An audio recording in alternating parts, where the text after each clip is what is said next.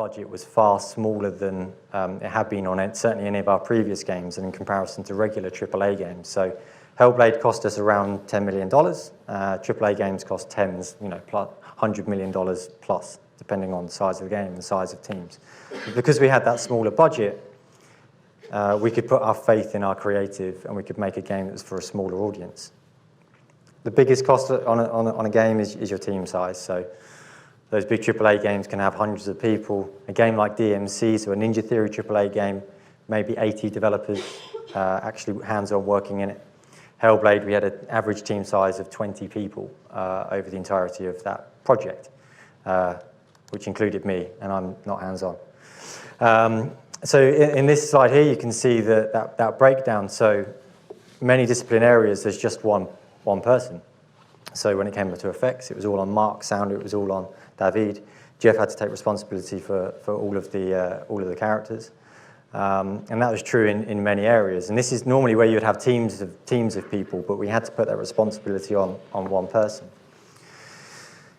So we reduced the team size, but it also meant that we had to be super innovative in the way that we were going to deliver really high production values. And the aim at the beginning was that this game would feel as good as, if not better, and look as good as anything else that was out in the market. And performance capture is an interesting area where we've worked with performance capture for many, many years, going way back to Heavenly Sword. And we had to find an innovative solution to deliver this in Hellblade. And this is a good point to talk about Mel, really, and how Melina became Senua. Well, the budget was low, so bring on the video editor. Yeah. Right? But you were doing some tests, right? That's where it came out. So yeah, it just started, they were just asking me to do some stand-in and some tests, and then Tam kind of gave me a script to play, and then I just did that, and he thought I had some potential. Yeah. And that's how it started. Yeah. So we were looking for actors to play the role. Yeah, Mel was a stand-in doing some kind of tech test for us, and then just nailed it. And then I remember that conversation with Tamim where it's like, I think we should throw Mel into the Yeah, I was just joking to him. I'm like, I would like to be part of the casting. And then he's like, yeah, you should try. And I'm like, nah, I'm shy. Yeah. Yeah. But we couldn't have done it had we not had Mel available all the time. Well, that was part of it, is if you get a professional actor in, they've got schedules and competing projects and all that kind of stuff. Yeah, you get you're available. And then they're on the far side of the world, and that's it. Yeah, exactly, whereas you're local and available, basically. Yeah. Yeah, so when we shoot performance capture, on our previous games, we've flown out to LA or to New Zealand to a purpose-built performance capture studio.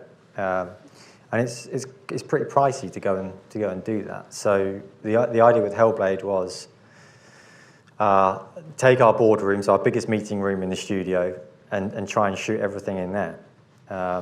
Took a bit of pressure of me as well, because sometimes if you get a scene not quite right, because I don't have any experience, so I would just sometimes want to reshoot a scene the next day because I couldn't nail it on that day. And you can just go in and do that. You don't need to hire an entire space for another day. You just come back to work the next day, get in your suit, do it again. It's like the speed of iteration in any kind of creative pursuit. If you can iterate, really easily and really quickly, then you can take a lot of interesting creative choices. Whereas if you've got one chance to get it right and everybody's flown out for 3 weeks, everything has to happen in that 3 weeks. Yeah. Or else you're looking at reshoots a year later that's going to cost you even more. Super expensive. Yeah, exactly. Yeah, so we managed to build our mocap space in our studio for what it would cost for us to shoot in an external studio for maybe 4 days. We'd get in an external studio, and for that money we built our own in-house mocap space. It did involve Balash, our cinematics guy, driving to Milton Keynes to pick up some wardrobe poles for us to mount the cameras on. That's here. The lights you can see in this, they're actually ceiling tile lights that we bought from Amazon. LED panels. Yeah. Gym mats, properly DIY, trying to get it up and running, try and get it working, plus convincing people internally, oh no, you can still use the boardroom, it's cool, whenever you want, and slowly over time, it's don't touch the cameras. Yeah, we moved the table took down. Over. Yeah, took it over. But Yeah, I mean, what it gave us was, it gave us a really good size volume to work in. The quality of the data that we got out of it was really good. But it just gave us that flexibility to go in there and shoot whenever we wanted to. But it felt like now we'd always recommend it to, we've had conversations with people from other studios who've been thinking about doing this. They've come over and seen our stage, and like we'll always say, look, just do it. But I do remember, like before we kind of committed to doing this, it did feel like quite an undertaking. We've always gone and used external partners, so you get all the data cleaned up, delivered back to you, all nicely cut up and based on your shot request. But now you have your own facility. You've got to find a space. You've got to get the equipment installed. You need somebody to run it. All the data cleanup you've got to do yourself. So, it's not. It felt like a big decision. It was the right decision. Well, I remember when it first came up, the idea of doing it. The primary concern was actually the sound, because it's a room that's just in our office, right? Yeah. Big problems there. Huh? Yeah. The coffee machine? The coffee machine. Yeah, so it's right next to our And they were kitchen. building flats behind the studio. There is an AC. Oh, yeah. The massive AC tube that you cannot turn off because it's part of a big building. So. Yeah. So every Yeah. time we shot in there, we had to put signs up, right? Everyone quiet. We had to turn vending machines off. We moved the coffee machine. Also, there's the flip side, right? Though, you're in the office trying to do your work. Oh. You can just hear Mel scream. Yeah. Yeah, and I'm Yeah. like acting to be on fire. Headphones aren't helping. Yeah. There was a lot of support emails going into IT going, can I get some headphones? Yeah. Really good noise cancelling I also had headphones. people asking me, can I order you an ambulance or something? Yeah, that's funny because when we bring visitors in now, it would just be a room with screaming and weird noises coming out. It'd be like, no, it's cool. It's all good. It's part of it.